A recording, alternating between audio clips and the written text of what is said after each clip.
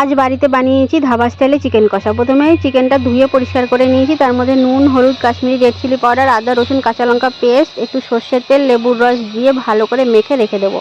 এদিকে একটা বাটিতে টক দই নিয়ে নিয়েছি, জিরে গুঁড়ো নিয়ে নিয়েছি, হলুদ গুঁড়ো, লঙ্কার গুঁড়ো, কাশ্মীরি রেড চিলি পাউডার দিয়ে ভালো করে এটা একটু মিক্স করে রেখে দেবো।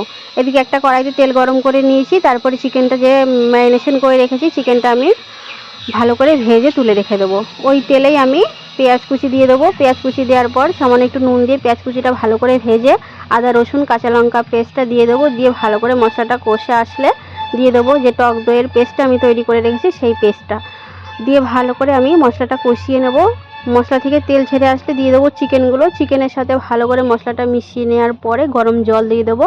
দেওয়ার পরে নামানোর আগে দিয়ে দেবো একটু ঘি, মিট মশলা আর দিয়ে দেবো কসুরি মেথি দিয়ে ভালো করে নাড়াচাড়া করে গ্রেভি করে আমি নামিয়ে নেব। দেখুন দেখতে কিন্তু দারুণ হয়েছে আর খেতেও ভালো হয়েছে। ভালো লাগলে একটা লাইক কমেন্ট শেয়ার করে দেবেন।